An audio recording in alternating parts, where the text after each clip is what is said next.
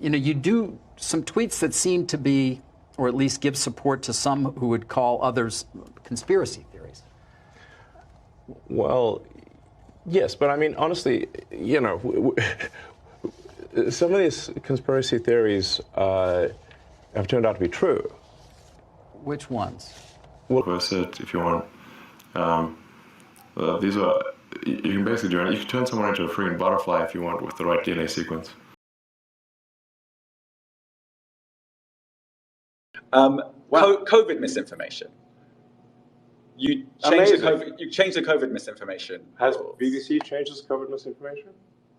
The BBC does not set the rules on Twitter, so I'm asking you. No, I'm talking about the BBC's misinformation about COVID.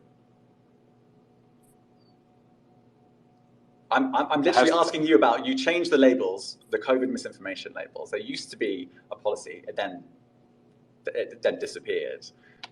Why do that? Well, COVID is no longer an issue.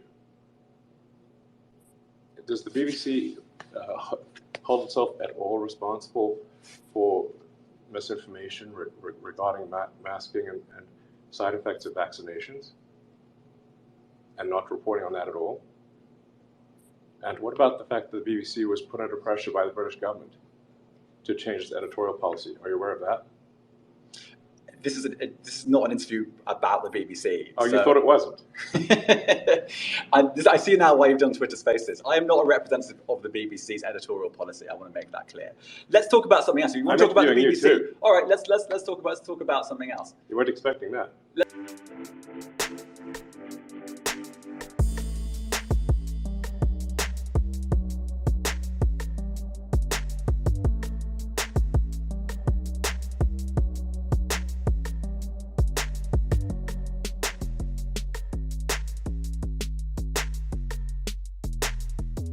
I think anyone who's at risk should be quarantined until the storm passes. All right, but this storm is coming again. You're talking a lot about saving humanity, but these are humans that die in the process. Everybody dies. I know that, Elon. I get that.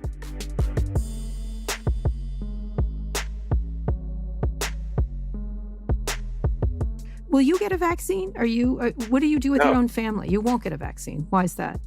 I'm not at risk for COVID, nor my kid. Mm-hmm. So you won't do that? No.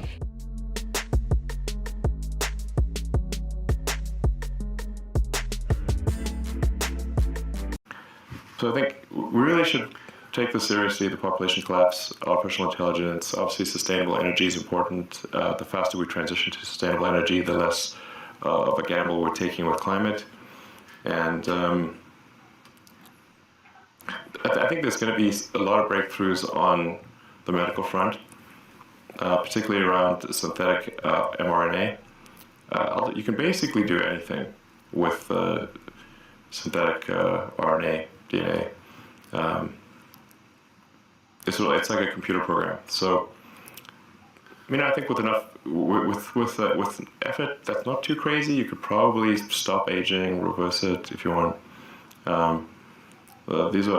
You can basically do it. You can turn someone into a freaking butterfly if you want with the right DNA sequence.